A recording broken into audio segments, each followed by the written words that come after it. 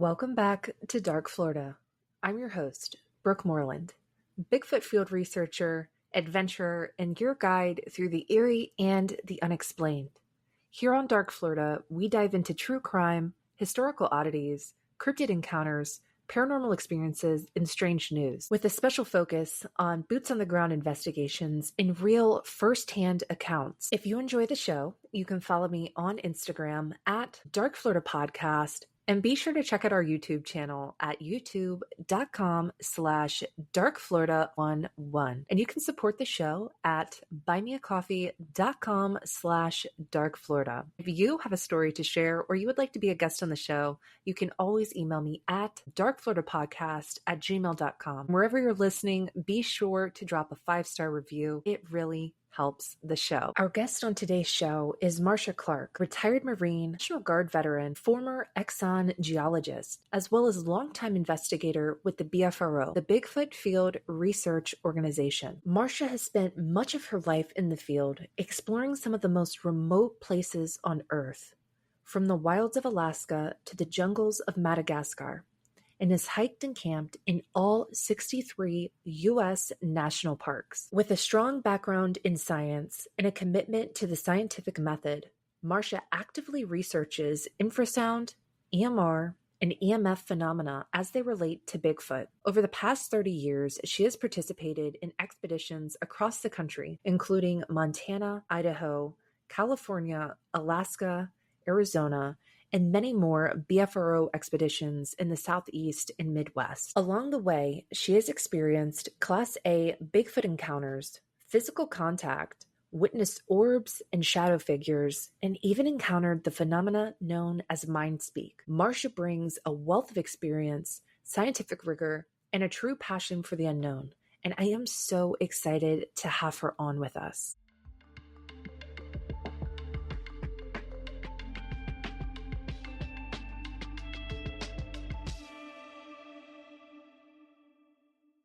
Thank you for joining us, Marsha. Hey, you're welcome, Brooke. I really thank you for asking me.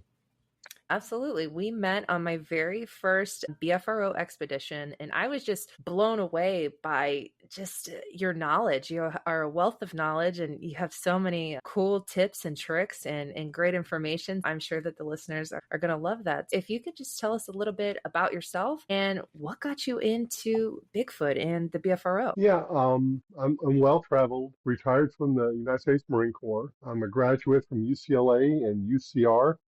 I have dual master's degrees in geophysics and geology. I spent a time with the Army Corps of Engineers, retired from it. I did a 2-year stint with the United States Geologic Survey as a grad student doing contract work, and finally ended up with Mobil, that became Exxon Mobil, as a field geologist, and ended up retiring from there as well. My first introduction to Bigfoot was way back when I was in the Marine Corps.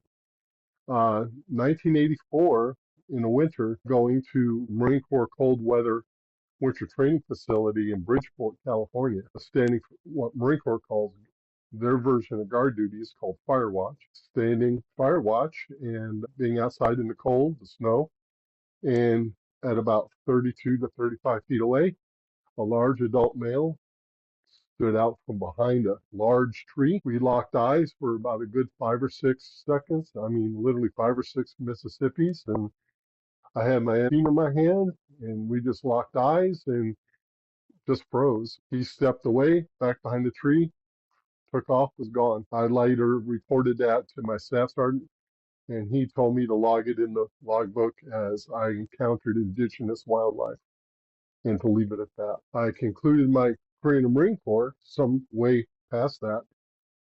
I would always have this encounter in the back of my mind wherever I went, knowing that there was something out there. And I would try to leave it alone, and it would still be there. Later, retired from the Marine Corps, I'm doing field work for USGS. I'm doing field work for geotechnical engineering companies, and all of a sudden I find myself in the deep woods of Montana, Idaho, Northern California, and I would be by myself doing field mapping or whatever. I would have these strange things occur and I didn't know what they were. I'd find these huge areas of weeds that were matted down 30, 40 feet from my tent, 9, 10 foot diameter, and didn't know what that was. Sometimes it sort of seemed like I had something being thrown at me, but I didn't know what it meant. I was kind of oblivious to it. I didn't follow Bigfoot or any type of cryptid per se. I got out of doing that work and sort of settled in Southern California. And all of a sudden, I ran across these blue discussion boards for an organization called BFRO. This, gosh, almost 20 years ago. And I started reading. It was, wow, people here with a lot of insight, a lot of information and knowledge. And so I just began following that. It wasn't until sometime later I returned back to the United States. I'm retired from Exxon Mobil, and I started to follow up on some of these thoughts I had had and what I had read in the blue discussion boards and whatnot with BFRO. I started just venturing out and reading serious work, Dr. Meldrum and others. Being a scientist myself, I have 32 professional papers out there written on science, specifically for geotechnical engineering, quake fault reports, etc. So I know how to write a professional scientific paper, and that's sort of how I look at this adventure that I'm on now. I try to stick and adhere to the scientific method at all times. Sometimes that's kind of hard because I've seen and experienced things that I literally cannot explain. I can't. I make note of them, I document them, but I can't explain it. And others, I think I have a pretty good handle on. And so I got to my first expedition with BFRO in Ohio, and I was hooked. That particular expedition, I was actually touched or pushed through the sidewall of my tent. I had an encounter with another group of the attendees, actually witnessing a hunting party of a female squatch, 2 juveniles, and 2 males, and hearing screams and them running through camp, and it was just incredible, and that got me hooked.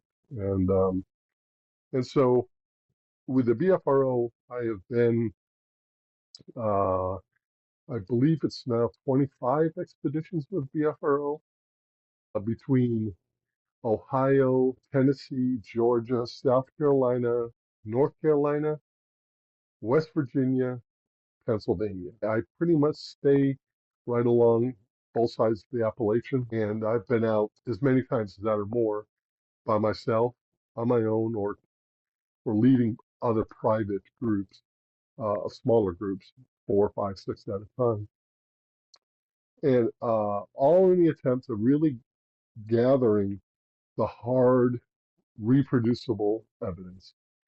Um, I'm not going to say I, I'm not going to throw away the woo faction, and I'm not going to, throw away the science faction. I throw all that away, and I just simply collect the data and see what pops out. And that's where I've been on this journey. There have been some paranormal occurrences throughout this journey as well. I guess we can discuss that after the fact. But with Sasquatch, I see this, at least this is what's displayed to me right here, right now, is a breathing, pooping, bleeding hominid that lives in the forest. It reproduces, obviously, like we humans do. So it leaves physical evidence, it leaves hair, it leaves fecal matter, it leaves footprints. We hear all those things. Now, I can't say they jump in and out of portals or they're part of UFOs or any of that other. I have no proof of that, nor do I have any observations of that. However, after my first encounter, which was Class A, straight up my eyes to its in California in 1984, I've had 2 other subsequent Class A in my face sightings, unaided by FLIR or binoculars or anything else. And one of those was in Tennessee, the Chahawi Recreation Area. That was a pretty scary encounter. We had done a BFRO expedition there, and it was a great expedition. If anyone in the audience wants to pick one expedition to go on or two, please search out Miss Lori Wade with her expeditions in Tennessee, and you will not be disappointed. I guarantee you. Anyhow, uh, being one of her team leads out there working for her, she had rented this huge tent because we had, rainy weather, etc. And so that 50, 60 people could be underneath it to have meetings and meals, etc. However, the rental company couldn't get there until Monday morning. And so I and another person volunteered to stay behind there and wait for the rental company to come pick up this huge rented, looks like a miniature circus tent. Um, and so at the end of the conclusion of the expedition on Sunday morning, we sort of watched everyone leave and whatnot. Uh, and so when normal after an expedition, you walk around, you pick up trash and see if people forgot things and make a note of where they were. So maybe you have to mail it back to them or whatnot. And so about 2:30, 3 o'clock, I have my Bigfoot wagon that sits on the roof of my car, and I'm pulling it along, and I'm looking for firewood. We had Miss Wade buys some of the best firewood you can. I don't know how she finds it, but she does. This beautiful dried seasoned red oak firewood. So I go over. Uh, oh, it's about 60, 70 yards away from my campsite, and there's a stack of this wood stacked up by a fire ring. And I'm going to walk over there and get it. The people left it behind and use it to burn in my campfire. And I go over there and I'm sitting at their picnic table, slowly putting the firewood into my wagon. And at my 2 o'clock, 2:30ish in my field of vision, there's a 6 foot, maybe 180, 200 pound, very thinly haired, conical head, very slender, what I believe is a juvenile Sasquatch. It pokes its head up from behind a tree and it runs to another tree. Now at my 3:30, and all I'm trying to control my breathing. I'm trying to remain calm, not jump up and yell and point. And so as I'm picking up the firewood and setting in the wagon, I'm slowly turning my body to capture a little more view, hopefully. And sure enough, I'm just getting that tree he ran to in my view, and he runs to a third tree. And now he's so far behind me, I make it too obvious for me to turn around and see him and whatnot. But I do it. I want to see him again. I'm trying to figure out where I left my phone to take a picture. I'm trying to wonder, gosh, I normally wear a body cam, and I left it back in my tent. And this is daytime. I'm not anticipating any encounters. Mm-hmm. And I finally turned around to that third tree, and that juvenile's gone. Um, my next thought is that juveniles typically don't venture on their own without their parent, mom or dad or both. So I have to assume at that point that there are others around me. Now to set the picture for you, um, in this area, the state was closing this entire area down.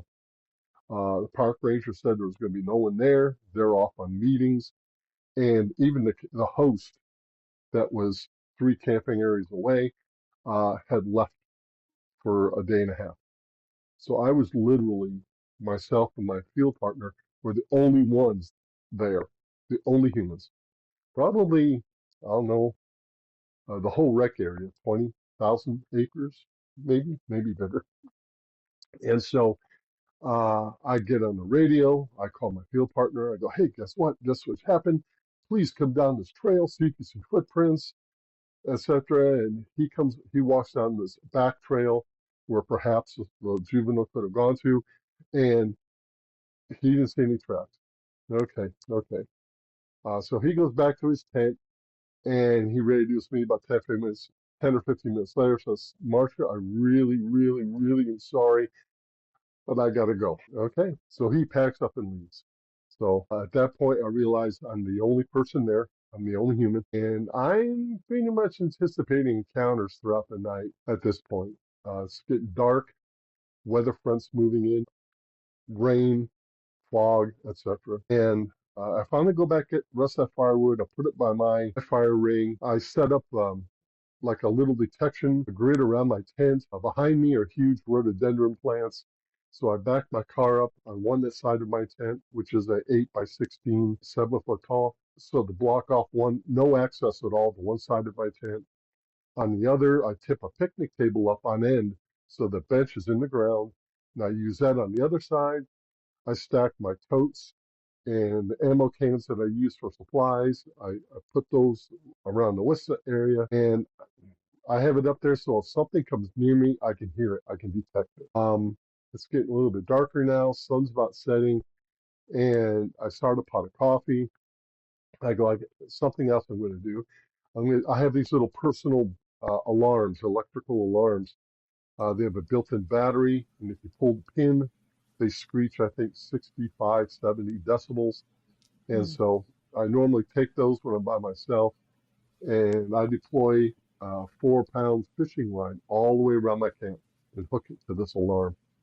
Now, if something touches the table, touches my car, something, I'll be able to understand it's there. Or if it comes even closer, that pin will get pulled and boom, there'll be a screeching alarm.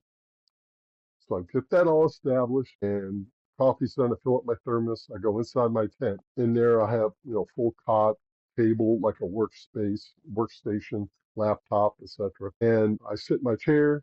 I have a cup of coffee. I'm reading my book. I'm making notes of everything I had just seen that afternoon when everyone gone. And uh, it's getting a little bit later, a little bit later. It's about 10:30, 11 o'clock.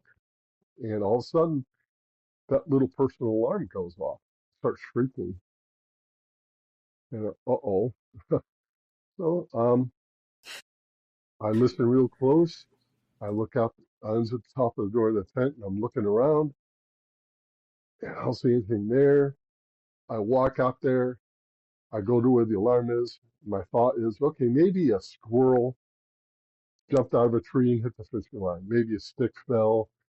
That was my first thought. And so I hold the alarm and the pin up in the light of my headlamp so I can see it, and I put the pin back in it to turn it off.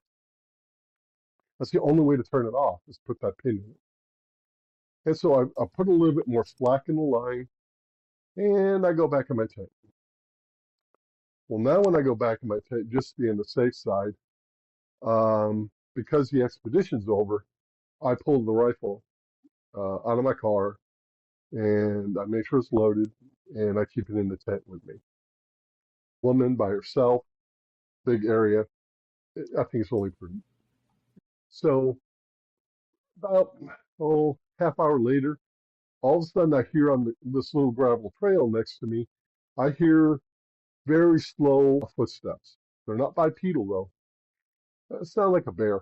They're very slothy, very slow steps. So I use the key bob to my car. I hit the panic on it, and the lights and the horn go off, and now all of a sudden you can hear, yeah, it's a bear. And it runs away. You can hear it stomping away. So, okay, woo, that worked well. I get that turned off and I refresh my coffee, and I'm still sitting there making notes and reading some other publications and whatnot. And now I get this little bit of like drizzle type rain,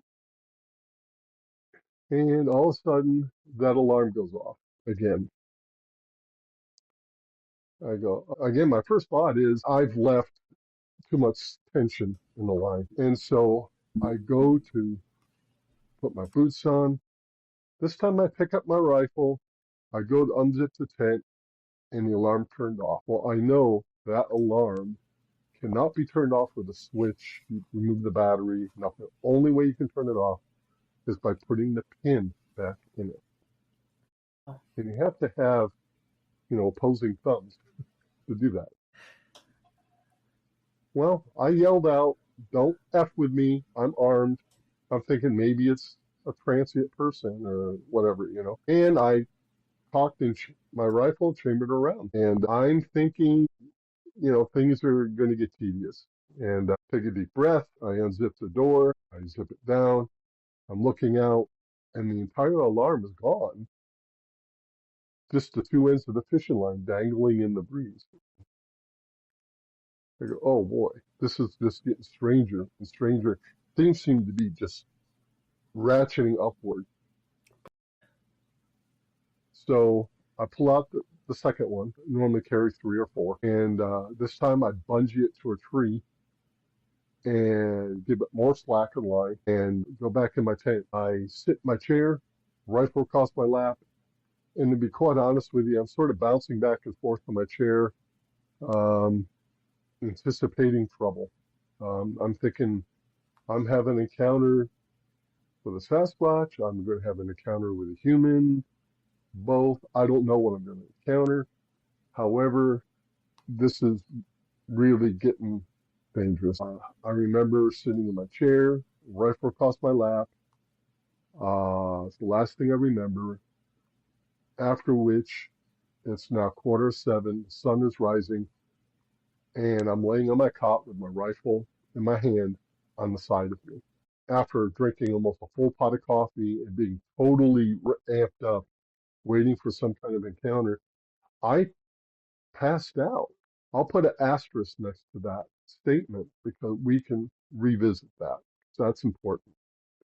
Um, uh, so I'm trying to get my wits about me, figuring out what happened, what's going on, and I can hear something moving right outside the door of my tent, like 3, 4, 5 feet. And so I shoot up, wipe out my eyes, I check my rifle, and again I yell, "Don't F with me. I'm armed. You better get out of here." And I unzip the top of the tent door, and there's a coyote. That picnic table was back down on all fours. My totes and my supply ammo cans are now unstacked and laying loosely all over the ground. And there's a coyote standing on top of the picnic table just staring at me. And I shoo him away, and he takes off. And I'm still kind of confused on what's been going on, especially I'm used to staying awake all night. I mean, what's the big deal? What happened? And so I come out of my tent, I start water for oatmeal and coffee. I pick up my gear a little bit, sort of organize it, and I'm sitting in my chair, and I take out my notebook, my write in the rain notebook, and I pull out a pen where the tip lights up. So you don't need a headlamp to see when you're writing. And as I'm waiting for coffee, water to heat up, I'm writing down everything I can remember while it's still fresh. I'm writing it down, and I hear this loud crack, almost as loud like a 410 shotgun, but it's over by that rental tent, which is about 150, 200 yards away from me. And oh man, I was so worried. I'm here to watch this tent, and my first thought was the wind blew a branch into it and ripped it.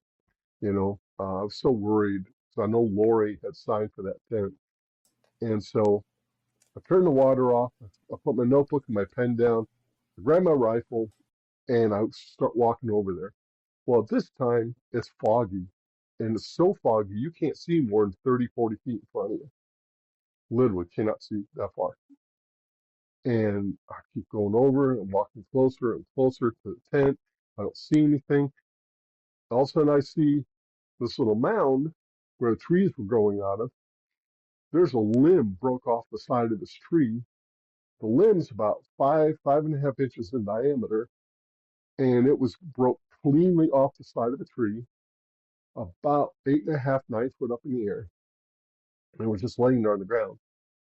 It had not hit the tent, nothing. At this point, the hair raised up on my neck, on my arms. The first word I thought in my head was ambush. Going back to my Marine Corps days, first thing I thought of was ambush. And I did a 360 sweep with my rifle. I'm in a crouched position. I'm thinking something's going to come at me. Nothing did. I go, okay, I'm done playing. I'm out of here.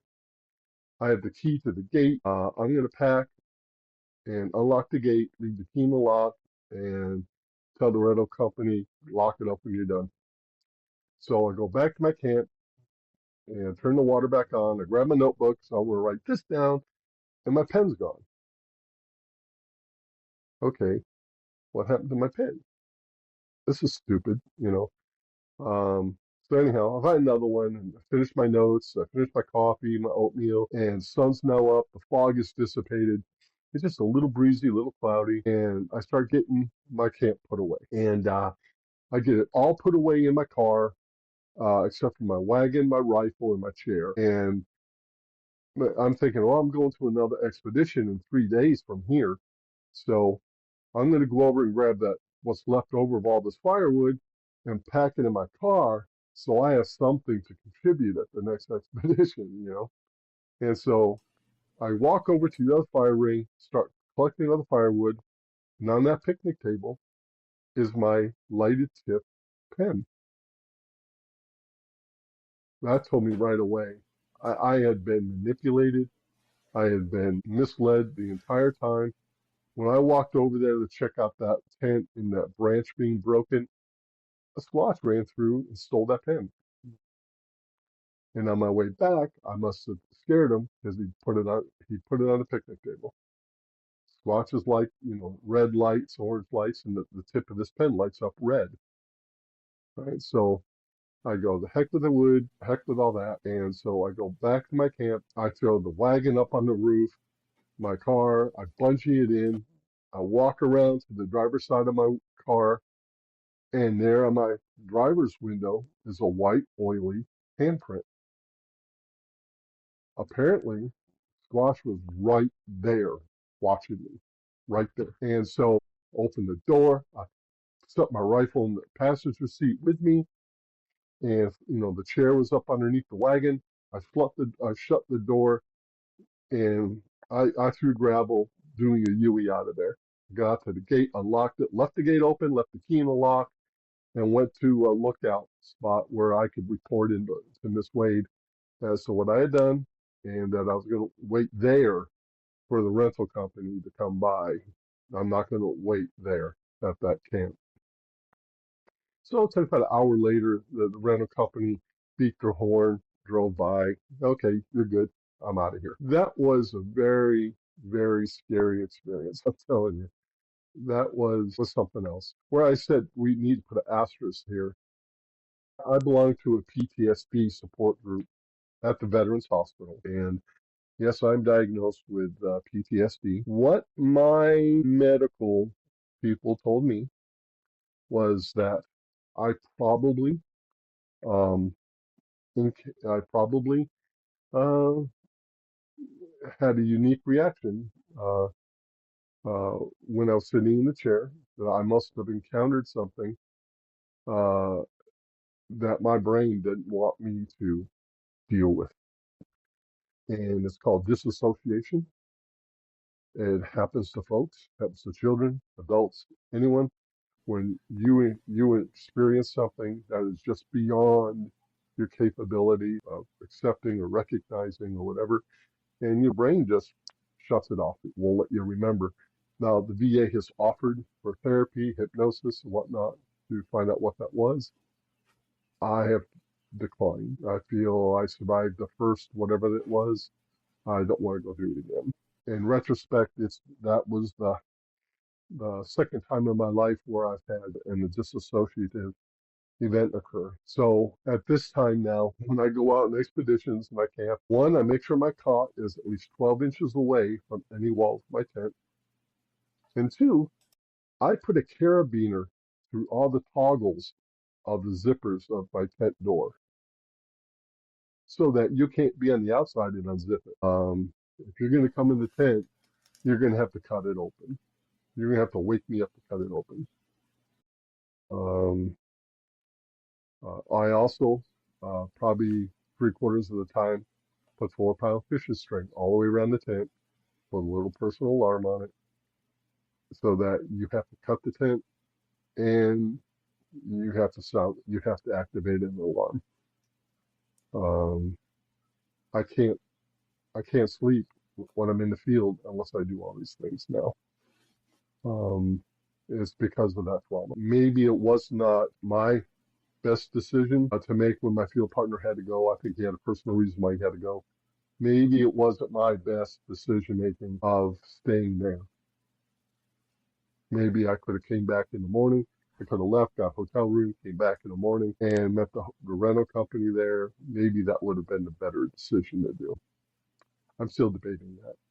Right. It was curious because you were alone. Yeah, yeah. Now, subsequently, I don't know, 6 months later, I'm on another expedition and I'm talking to that expedition leader, and she says, "Oh, by the way, just to follow up, Marsha, to your encounter, uh, the Rangers and the Sheriff's Department did get calls that weekend of a very large, dark figure trying to open RVs and door handles and whatnot, looking in the windows that whole weekend." So that sort of added a little reinforcement to the situation. Then, like I said, you get on many expeditions, and sometimes, they're not always gravy and something noteworthy to call National Geographic about. Sometimes it rains all weekend, and the only encounters and only any other information you gather maybe have an acorn thrown at you, and that's it.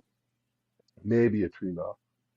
Um, on that Florida expedition that you attended, that final night, Saturday night, I led a group of people, 5 people out, and we went to this area north of our base camp. And we had gone out there during the day, scoped it out, went back there that night. And my usual MO is I'll set up a little circle of people, and once we get established as to where we're at, then I'll send out teams of 2 or 3 people at a time out on the trails to go out for no more than 10, 15 minutes and come back.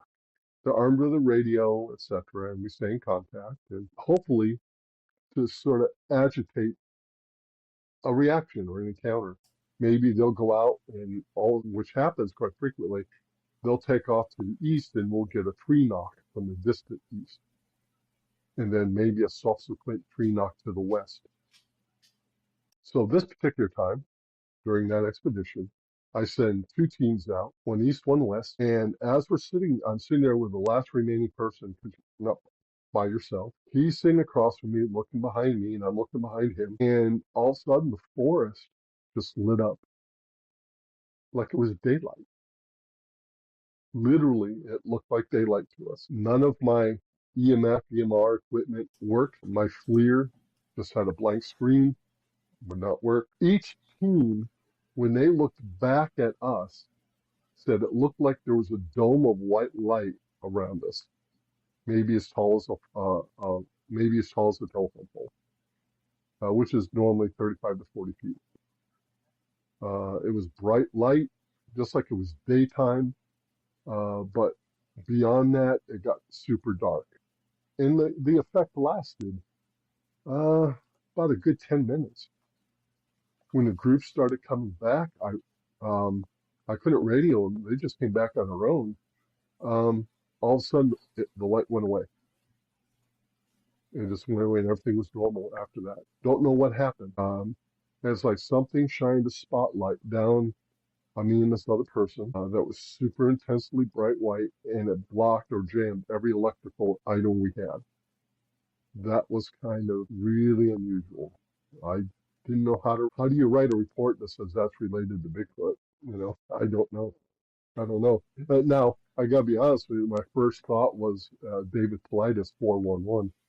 I was like, oh no, but nothing came of it. I mean, it was just this intense light that looked like daylight, and radius of about 45, 50 feet, and about that high, maybe a little lower. And both groups of people, one to the east, one to the west, looking back towards us, saw it quite plainly and started walking back. And so that was very, very unusual. I can't even say it's paranormal. I I don't know what to call that. It's one of those things, like I referenced earlier. I've experienced things that all I can do is record them and take the notes and the information and see how it fits into the puzzle later down the road. One of the things I do is I record data for electromagnetic fields and for electromagnetic radiation. I record uh, uh, analyzers for infrasound. I also carry a signal generator with me that I want to broadcast infrasound. Um, on one occasion, I watched someone being zapped, literally fell to their knees out of their chair. When he fell forward, I looked with my FLIR to my right, and I could see a squatch with my FLIR 60 feet, 70 feet away in the tree line. At the same Wow. time, all my meters that are in front of me are all redlining and pegging. Um, I'm seeing intense levels in terms of microtesla and microsievert, just totally just. If you saw these readings and you're walking through a hospital or a factory or something, you were an OSHA person, you would say, hey, shut this down. This is unsafe. Empty the building. And it lasted for a good 30 seconds. At the same time that this person fell forward, claiming to be zapped. That point on now, I record all that data every time I go out. I've experienced that a second time where I have actually seen someone under the influence of infrasound. I measured it with 7.5 hertz. It lasted for approximately 39 seconds, and the EMF was this, the EMR was this, and it went away as fast as it came.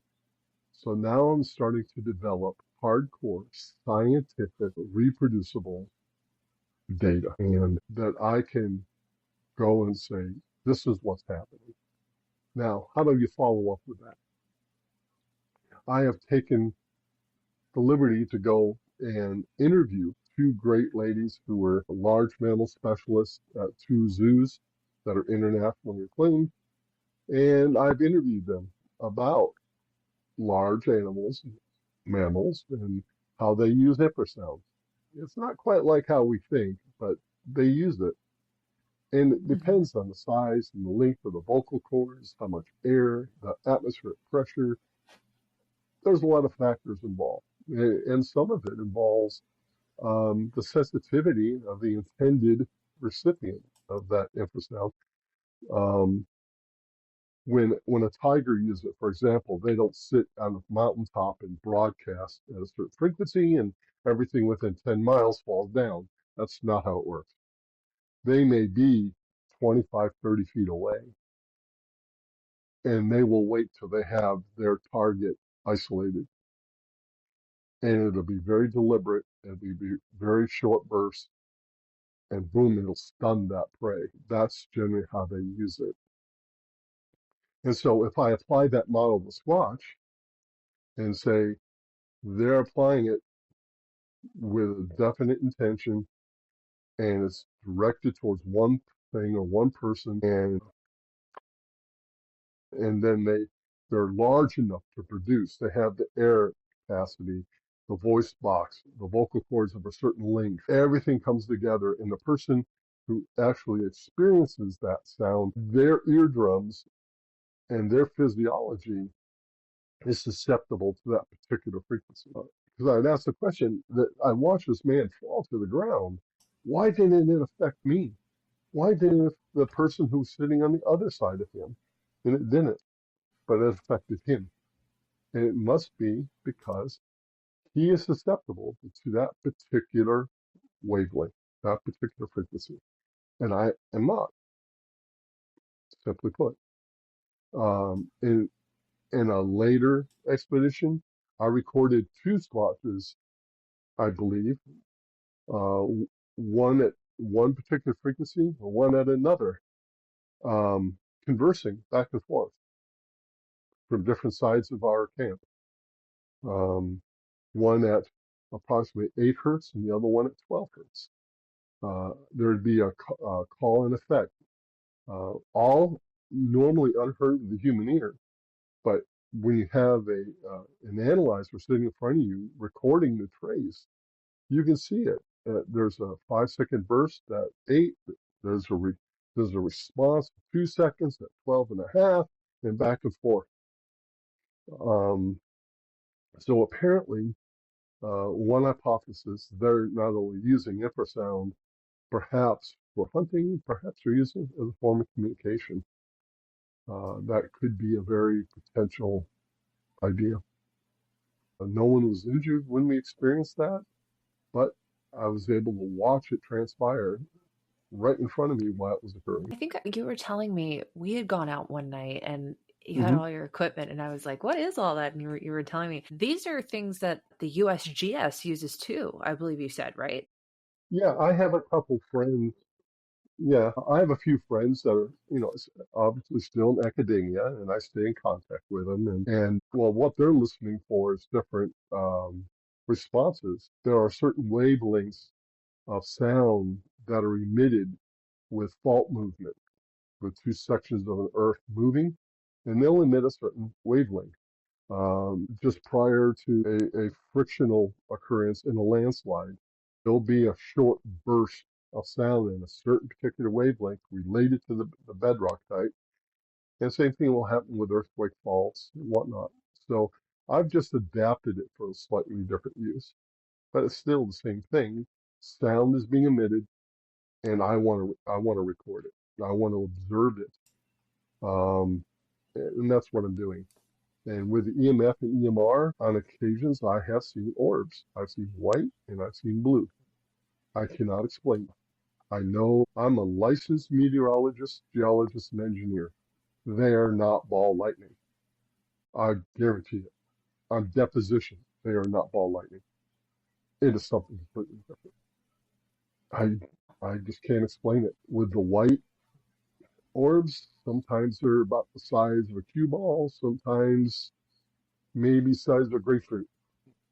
They seem to travel at a certain elevation above the ground and will go in and out of trees. I can't explain that. With blue, I've seen it avoid trees, I've seen it avoid cars, and I've seen it hover and come to a stop and then dive into the ground. I can't explain that. I can't. The best I can do is just make mention of it. I have the EMF readings from when they occurred. I know what levels of electromagnetic radiation were experienced. But other than that, I can't explain those, not in a scientific manner. So I'm not going to just disagree with someone that says, well, maybe the squatches turn into orbs or the orbs turn into squatches. I can't say yes or no. I'm just saying that I know the frequencies of which, when I've observed them, what was the electromagnetic effect. I also know that where I've seen these orbs, there are previously mapped by the United States Geological Survey very strong positive magnetic anomalies in the bedrock. Does that have something to do with it? I don't know. Maybe, maybe not.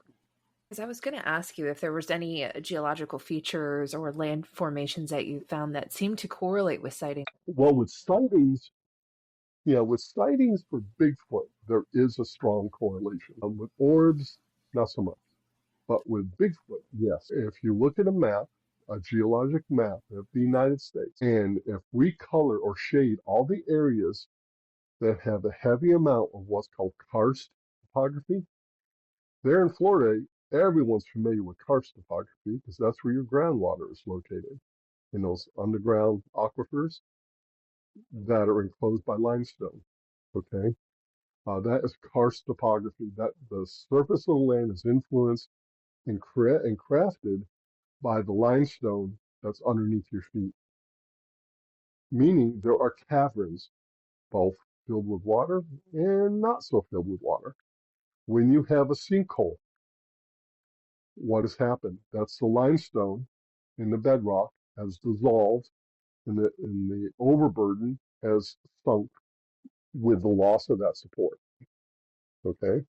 Well, that limestone, that karst topography, exists throughout Florida, parts of Georgia, Alabama, Mississippi, and exists heavily into Texas and parts of Oklahoma. Are you seeing a trend here? Now, let's shade another area. Current or past areas of volcanism, where there's previous volcanic tubes, volcanic shells, etc. There are areas in Arkansas and Missouri where there is old paleo volcanic geology, quite similar throughout California, Oregon, Washington, Idaho, parts of northern Nevada, Wyoming, etc. In fact, in the Northwest, Native Americans used to use these caves. They'd call them ice caves. They would store meat all summer in these old volcanic tubes that they would call ice caves. In fact, there's a couple state parks that are called Ice Cave State Park, where you go down in them and the temperature is freezing. And they're vast cavernous areas. And so anyhow, when you map those types of geology on the United States, and you overlay that with a map of sightings of Bigfoot, you'll see there's a very strong correlation. Now, with that being said, there's a couple other observations that you have to pay attention to. When you see reports or you hear reports, Sasquatch ran across Highway 85 or Sasquatch ran across the I, and it was 10 feet, and it was big, it moved fast.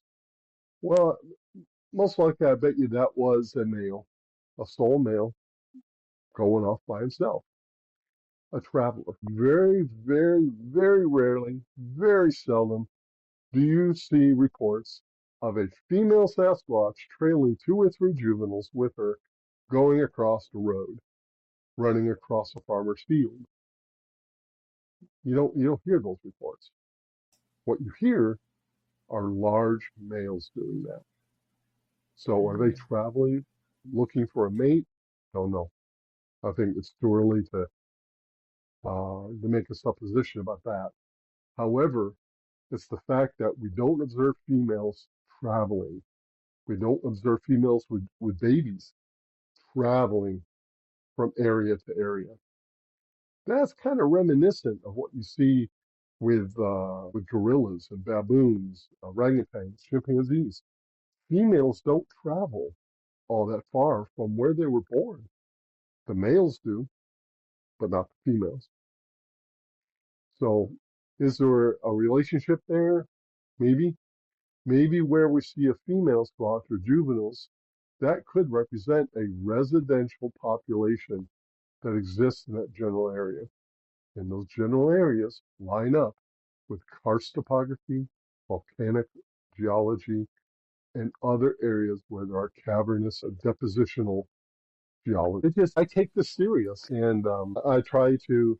I don't want to put anything out there that I can't substantiate. Like I said with orbs, I can't explain them. Are orbs maybe those could be microparticles of dark matter intersecting with some level of plasma, maybe? Or is it plasma that's been released and is following the magnetic contours of the planet? I don't know. Gosh, if we could reproduce that effect in a laboratory, it'd be a lot better way to figuring that out. But I wouldn't even begin to estimate how to do that. At least not right now. So I know that if we had time that we would touch on a little bit of the paranormal side. What is your experience with that? Well, start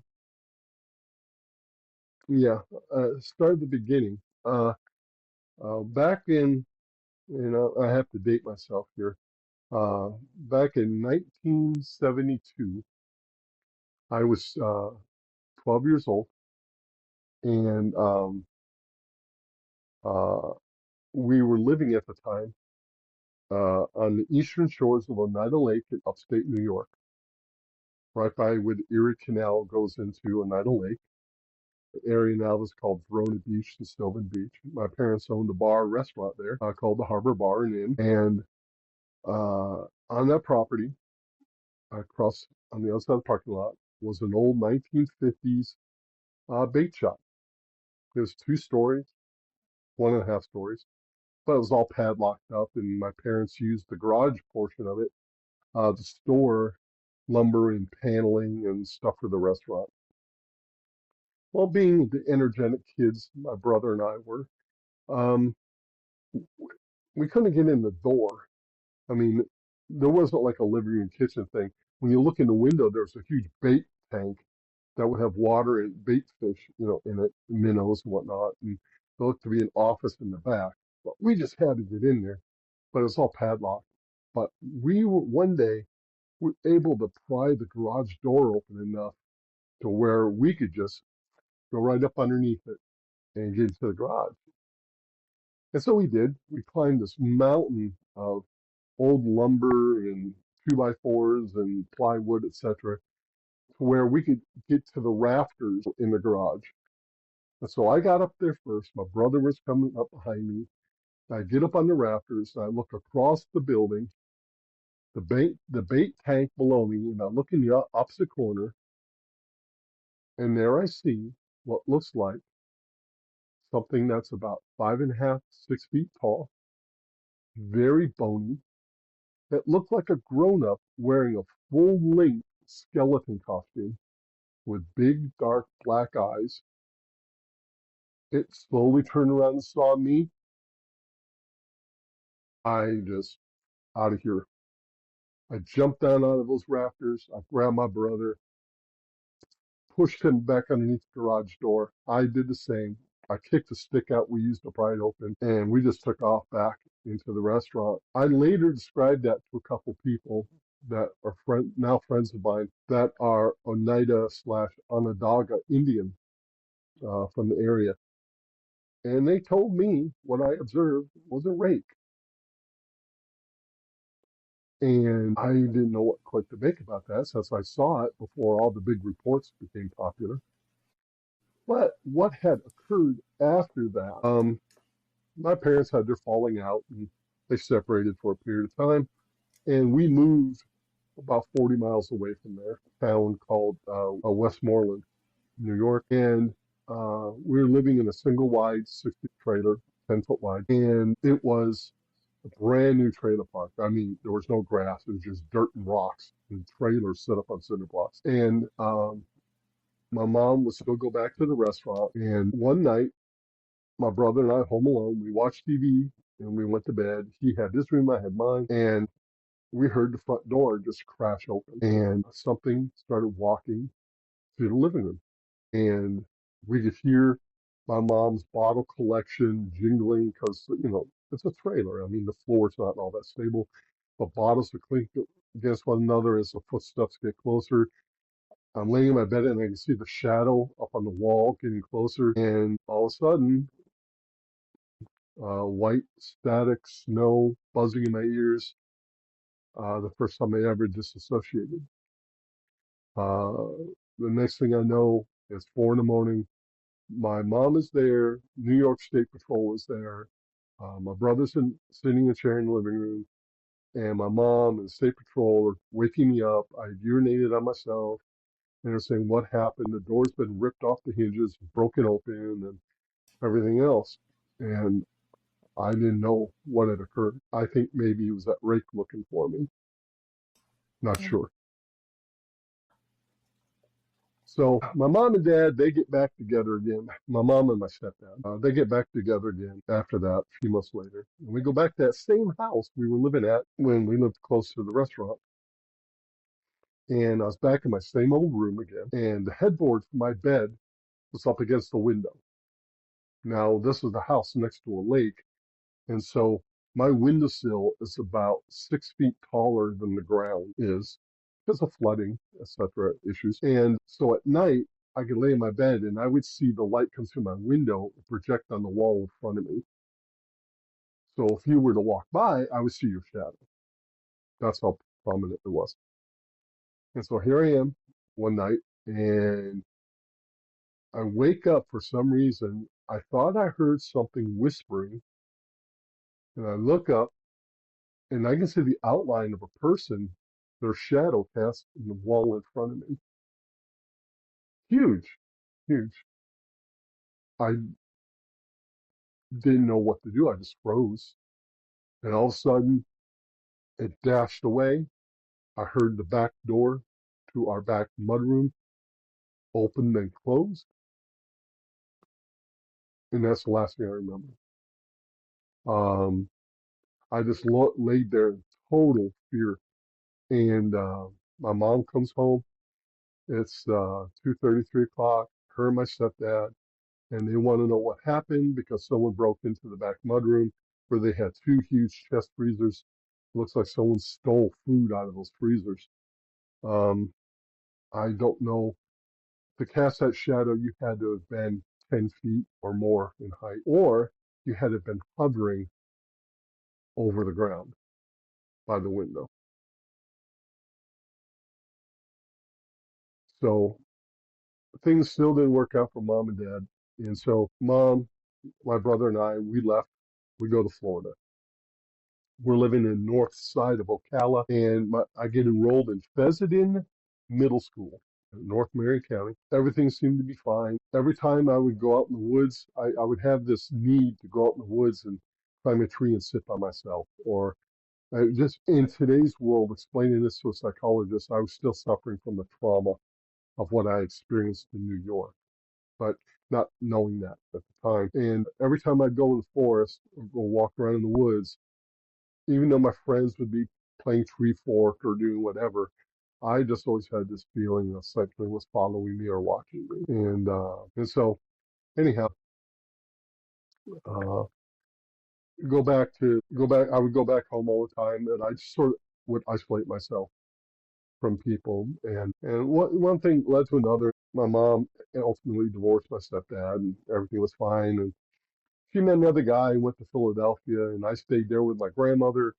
And I ended up going to North Marion High School for half a year. So everything was fine. I go about life, and everything seems to be fine. About 2010, I start making the decision, making some life-changing decisions or life-affirming decisions, and about my transgenderism. And I confided in those two same friends that were in New York, and I confided in another friend in New Mexico, both Native Americans, on one side of Onagan Indian and the other Navajo. And each of them, unknowing of the other, each told me the same exact thing, that I represent a twin spirit. And that's why I attract these things to me. And, and, and that's why they perfectly understood the situation and decisions I was making, is because I'm twin spirited, supposedly. So okay, I'm polite. I've known these people for decades, and I'm not going to argue with them, and I'm just polite and whatnot. Remember that asterisk, that story I told you about? Okay, let's go back to that. Okay, now what each of them told me was coyotes are pranksters. They're known to be thieves and pranksters and jesters, but in rare cases, coyotes are protectors. They're protectors of spirits and twin spirits. So that sort of brings the story around, full circle. When you saw it up there, it was likely protecting you from the Yeah, squatch or and squatches. whatever it was protecting me. And so where I live now in Columbia, South Carolina, I'm a beautiful home, very fortunate to have this, and I have problems with dark figures in my home. I've had two groups come out of Charleston to investigate. Each has told me the same thing independently. There's a 6 foot dark figure with no hands and no feet that sometimes materializes in my hallway and the entrance to my home, and just stands there and stares at me. And there's another dark entity that is about 4.5 foot tall, that looks around the corner. I've caught it on video. Um, we suspect she's a 12-year-old little girl, and she will uh, open and close cupboards. On two occasions, I lay in bed and I look at my bedroom door, which I have locked and closed, and I leave the hallway light on, and I can see a shadow pass back and forth underneath the door. And I jump up, I grab a firearm, I'm yelling and screaming, "Get out of here, I'll shoot you," etc. The shadow goes away, and I open the door, and there's a stack of 12 pennies on the floor. That's where we come up with a 12-year-old. And because it's like a prank or something, we suspect this little girl. At the same time, I put security cams uh, in every room of the house except the bathrooms with motion detectors. And when I first did that, the alarm went off for downstairs in the living room. And I'm in my bed. I grab my phone, and because I can look at every camera on my smartphone, I look at that camera that's activated, and you can see the top of someone's head look halfway around the corner and then scoot back. And they move their head out twice. And so I call the police, I call my HOA security company, and they send people out. I go downstairs, let them in, they search the whole house, they find nothing here. I show them the video. I go, look, and they go, yes, ma'am, we can see there's someone looking around the corner at you. However, they're not in your house now. So the best we could do with these two investigatory groups is, one, because I deal in antiques on the side, I'm to remove all the antiques from the house, and I have done so. And I've put crucifixes, crosses up in every room. The situation tends to subside, but when I come home from an expedition, and if there's been heavy interaction with squash, those dark figures tend to come visit me. I can sit in my living room and see out of the corner of my eye. There'll be something standing there. I've been told not to react to it. Don't get excited. Don't give it the time of day. Don't empower it, and eventually go away. But it seems to go away between expeditions. But when I come back from an expedition, the first 2 or 3 nights is when I get those visitations. Did you have any visitations after the most recent expedition we had in Yeah, Florida? when I came home, I'm laying in bed and I wake up to use the restroom. It's about 2:30 in the morning, and I'm just sitting on the side of my bed, and it feels like someone walked up and put their hand on my thigh and took it off. I can smell cigarette smoke. I don't smoke. I'm highly allergic to cigarette smoke. It agitates the hell out of me. I can smell cigarette smoke in my bedroom. And it felt like someone felt my thigh, put their hand on my thigh. I jump up, I'm yelling and screaming, get out of here. This is nonsense. This is my house. It subsides, it goes away. Or I'm laying in bed and it feels like someone has laid down with me. You can feel the bed move. It sort of sinks on that side. It's only a brief moment or two, and then it's gone. But it's there. I don't think these problems are worthwhile. But, during the summer, when it's off season for squatching, things sort of subside and they go away and everything's fine. However, when I come back from multiple, so I do between 10 and 12 expeditions a year, it tends to come back again. In Tennessee, I encountered the first time ever of experiencing mind speak. Prior to that occasion, I would have told you, I need to see the evidence. But I experienced it for myself. And I'm telling you, it's real. I'm sitting with a group of 5 people, and all night we've been talking on the radio, and the only nouns we used on the radio was Team 1, Team 2, Team 3, and Marsha. Okay?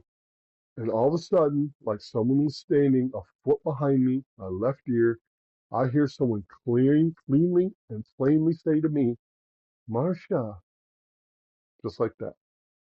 I jump up, I'm looking around like, you guys had to have heard that. No, we didn't hear a thing. My first experience with mind speak, or have something in the forest call out you by name. I was like, yeah, maybe I got to pay attention to that. Have you had any other instances of mind speak? Now, when I sit and think about it, I may have, but I didn't know what it was, or I didn't make a connection. I suspect that I have had it, but I know when I was touched through the canvas of the side of my tent in Ohio, I woke up and I could hear breathing in a low growl about a foot from my face on the other side of the canvas. And I heard this white noise that went with it. Was that mind speak? I don't know. Maybe my tuner wasn't set to the right frequency. Don't know. But I know there was something knelt down on the ground on the other side of the wall of my tent, about a foot away, and I could hear it breathing, and I could hear it growl. I could hear it exhale as it got up and ran across the center of the camp, stole some food off the table, and came back. I could hear all that, and it was right there by my face. Now I'm more aware that it can happen. Right. So I try to pay attention if it does. Well, and I'll just say that I recall when we went out, I was really just blown away and really impressed. I really enjoyed how thorough and meticulous that you were. And even when we had gone out, we had a little bit of an activity that night. I Yeah, know we did the same kind of situation, like you were saying, yes, where ma'am. the two groups split. And Go ahead. You explain what your experience, and then I'll well, give you the direction as to why we did it. yeah, well, from my point of view, and I think it was like you said, like around five people total. We had two groups split up, and I know Yep. Lori was in one of them, and Yeah. her and another gentleman had gone to the left, and we had Hmm. gone to the right, and we were Exactly. walking and seeing if anything started up. We had checked in with you on the radio, and you were like, Hmm. I've got movement over here. Something, we've got movement. And even Do you Lo- understand why we did that? was to agitate the environment. Yeah, agitate the environment, but to do it in a safe manner. Okay. When you and your partner went out to the north, went to the right, okay, you didn't go alone, first off. Okay. Right. And second, you were intended to talk and make noise, etc. And when you did, if you recall, you had a tree knot Hmm. super close to you, super Oh yeah. close. Now, keep in mind, tree knocks are not for our benefit. Tree knocks indicate that there's two or more squatches because they're communicating between themselves, right? Otherwise, Hmm. why are they doing it? So Right. when you guys heard that tree knock like 10, 15 feet off the trail, and you heard it leaving and coming back, so that squatch was communicating with another one, which we suspect was what part of the movement I was spotting in front of me with the FLIR. Hmm. And Hmm. Lori and Jeff, who went the other way down the trail, they would hear, remember they heard a howl or they heard, etc. They heard what they thought was movement and they were trying to identify was it another group that was doing it or not, but they were too far away. And it sort of coalesced with the movement I was seeing with my FLIR. And so then all of a sudden they hear a tree knock. So Hmm. here we have two squatches probably hunkered down on that trail that are watching us, right? And they're telling each other that there's movement and what's going on. This is what they're doing. Now, on my equipment, I had infrasound at 9.8 hertz on several occasions. I had electromagnetic field of approximately 60 microtesla sporadically throughout that entire encounter. So there was a method to my madness for doing that the way I did it.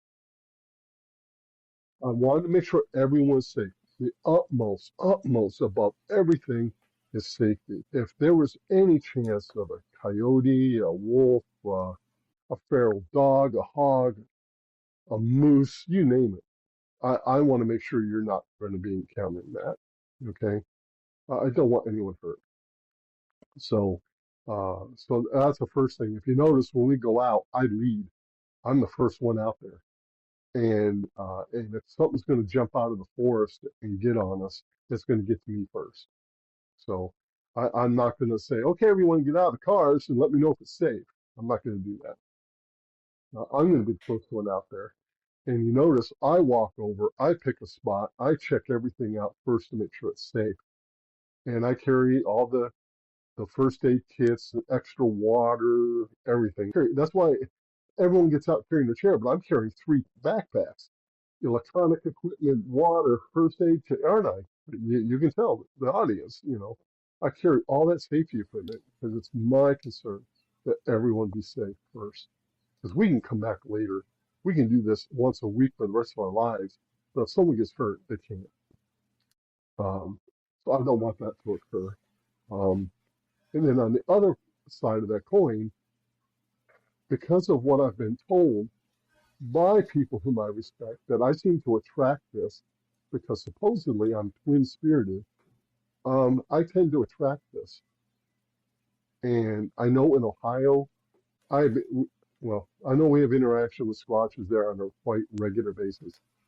If you ever had a chance to come up there, let me know. Let me know. I think you'll be blown away. But then again, I feel that they see and they recognize certain people, and I'm one of them. So for good, bad, or indifferent, uh, I've had orbs reported by others circling and hovering over my tent at night. I've had all my radios, my cell phone, everything go dead, and I'm trying to reach out and contact others, saying, "Hey, what's going on?" And I'm hearing, "Marsha, stay in your tent. There's orbs around you." That kind of thing. Wow. I look out the window of my tent and I look down slope about 30 yards away, and there's a young adult squatch standing by the corner of the tent of one of our other attendees, and he's shaking the corner of their tent. Like, whoa, you know, whoa. I should put this out there. The BFRO is a field research organization. They are not critter ritter. If you have a problem with a squatch, it's not like calling Ghostbusters. Okay? We're not going to come out there with unregistered nuclear power packs and zap a squatch and make it leave your property. We're there to a dual mission. One is community relations and education, and the other is research, collecting data. And we want to do that with a certain level of integrity. Um, and a lot of people don't like that, and I can't help them for that. But I know from those whom I meet and know, they'd rather walk away from anything that's 99% and only stay with what they physically see record at 100%. So, Wow. so reach out, a few months from now or a couple times a year. I'd be more than happy to share what we're seeing out in the field. Marsha, thank you so much for joining me and sharing your incredible experiences and insight. Your decades of dedication to this field research and your scientific approach and just your openness to the unknown is truly inspiring. Well, thank you. Thank It's you. been an honor to have you on Dark Well, Florida. I'll tell you right now, I graduated Interlochen High School, okay? And that's in Putnam County, between St. Augustine and Gainesville. That's where I graduated high school. Now, I can tell you right now, there's been Class A sightings right there in Putnam County. Outside, right between Floral Home and Interlochen, there was a couple squatches out there agitating some people because they had fruit trees on their property. Mm. Those reports are quite clear. I'm not going to try to convince anyone that squashes exist. I've seen them myself 3 times with my own naked eye. And so I don't try to convince people. I try to share with them the experiences I have and share this enjoyment and love I have for being out in the field. I've been in the field as a Marine, as a geologist, uh, and now this for, gosh, over 45 years of my life. This is what I do. And so, anyhow, it was good talking to you, Brick. Yes, likewise. I hope we can have you back in the future. And there's Yes, just so much to explore. So thank you again for coming on. I really you're appreciate welcome, it. dear. Contact me in a few months. I'll give you an update of what we're seeing in the field. All right, that sounds good.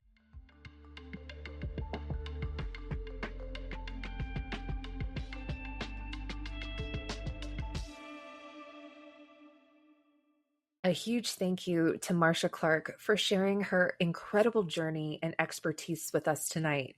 From the scientific to the unexplained, her dedication to uncovering the truth and her willingness to guide others along the way is truly inspiring. If you enjoyed this episode, make sure to subscribe to Dark Florida wherever you listen to podcasts, and don't forget to leave a 5-star review. It really helps the channel. If you'd like to support the show, you can do so at buymeacoffee.com/darkflorida. If you have a story of your own or would like to be a guest on the show, reach out to me at darkfloridapodcast@gmail.com. Thank you for exploring the unknown with me. Until next time, stay curious and stay strange.